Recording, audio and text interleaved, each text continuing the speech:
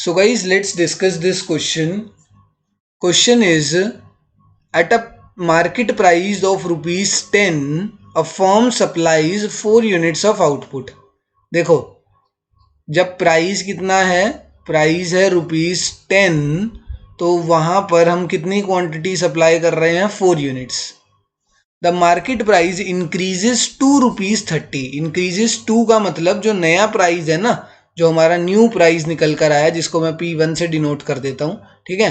जो new price निकल कर आया उसको मैंने मान लिया ₹30. माना नहीं, क्वेश्चन में दे रखा है the market price increases to ₹30. ठीक है. अगर यहाँ पे इंक्रीजेस बाय लिखा होता ना, इसका मतलब इन दोनों के बीच में चेंज दे रखा है. वो मतलब 10 से इंक्रीज हो गया 30 यूनिट्स और, तो वो 40 आंसर आता. बट यहाँ पर इंक्रीजेस टू 30 दे रखा है, इसका मतलब जो हमारा नया प्राइस है वही 30 दे दिया क्वेश्चन में. तो नया प्राइस हमें 30 दे दिया. The price elasticity of firms supply at the new price. अब यहाँ पर हमसे पूछा है the price elasticity of the firm's supply at the new price. इधर ना एक चीज एरर हो रखा है. इधर है market price increases to ₹30. The price elasticity of the firm's supply, यहां पर ना एट द न्यू प्राइस को हटा देना. यहां पर आएगा द प्राइस इलास्टिसिटी. जो तुम्हारे पास डीपीपी आएगी उसमें करेक्ट हो जाएगा ये. ठीक है. ये प्रिंटिंग एरर हो रखा है. The price elasticity of firms supply is equal to is 1.25. ठीक है. प्राइस इलास्टिसिटी हमें क्वेश्चन में मेंशन्ड है. Price elasticity of firms supply is 1.25. Find the new quantity.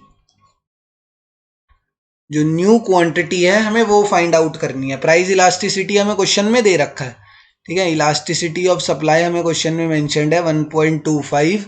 Quantity, initial quantity हमें मेंशन्ड है. हमें फाइनल क्वांटिटी की वैल्यू निकालनी है. ठीक है. हमें फाइनल क्वांटिटी की वैल्यू निकालनी होती है. ठीक है. क्वेश्चन में ये निकालनी है.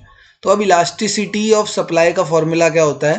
वो होता है change in quantity upon change in price into price upon quantity into initial price है. ये initial price upon initial quantity. तो इलास्टिसिटी ऑफ सप्लाई 1.25 मेंशन्ड है. ठीक है. चेंज इन क्वांटिटी मुझे नहीं पता. जब मुझे फाइनल क्वांटिटी ही नहीं पता तो मैं उसके दोनों के बीच में चेंज कैसे निकालूंगा? तो चेंज इन क्वांटिटी मुझे नहीं पता. चेंज इन प्राइस मुझे पता है. 10 से कितना हो गया? 30. तो change in price is 20 units. Initial price कितना है? 10. इनिशियल क्वांटिटी कितनी है? 4. ठीक है. तो अब यहाँ पर इसको मल्टीप्लाई में ले जाते हैं. जो जो चीज़ें कट रही हैं, 10 1 ज़ा 10 2 ज़ा 20. 1.25 मल्टीप्लाई बाय 8 करेंगे तो आएगा चेंज इन क्वांटिटी. कैसे हुआ? ये 4 2 ज़ा 8 है एंड 8 इधर डिवाइड में था, इधर जाके मल्टीप्लाई में हो जाएगा. 1.25 मल्टीप्लाई बाय 8 करोगे यहाँ पे तो 8 5 ज़ा 40, 8 2 ज़ा 16 और 28. तो क्वांटिटी हमारी जो चेंज इन क्वांटिटी आएगी, change in quantity is 10 units. ठीक है. इधर डेसिमल आना था. चेंज इन क्वांटिटी मेरी आ गई मल्टीप्लाई करके. 1.25 मल्टीप्लाई बाय 8 होता है 10. तो चेंज इन क्वांटिटी आ गई 10 यूनिट्स.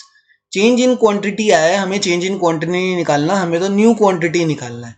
तो सर आपको पता होना चाहिए कि जो न्यू क्वांटिटी है वो कैसे निकलती है. इनिशियल क्वांटिटी में जितना चेंज आया है वही तो न्यू क्वांटिटी है. न्यू क्वांटिटी कैसे निकलेगी? जितना इन दोनों के बीच में चेंज आया है, अगर उस चेंज को मैं इनिशियल क्वांटिटी में ऐड कर दूं तो मेरी न्यू क्वांटिटी निकल जाएगी. तो इनिशियल क्वांटिटी थी 4, चेंज आया है 10 यूनिट्स का, तो न्यू क्वांटिटी कितनी हो जाएगी? New quantity is equals to 14 units. ठीक है. न्यू क्वांटिटी मेरा कितना आ जाएगा? न्यू क्वांटिटी मेरी 14 यूनिट्स आ जाएगी. ठीक है ना. बस ये ध्यान रखना ये जो तुम्हारे को क्वेश्चन मिलेगा उसमें मैं ठीक करके दूंगा, ये प्रिंटिंग एरर हो गया है, और ये प्रिंटिंग एरर यही है कि यहाँ पर यहाँ तक तो सही था। उसके बाद price elasticity of the firm supply is 1.25। Price elasticity मुझे मेंशन्ड था क्वेश्चन में, and we have to find the new quantity that is the final quantity हमें बतानी थी, एंड वो हमारी कितनी आ गई, 14 यूनिट्स हमारा इस क्वेश्चन का आंसर होगा। Thank you.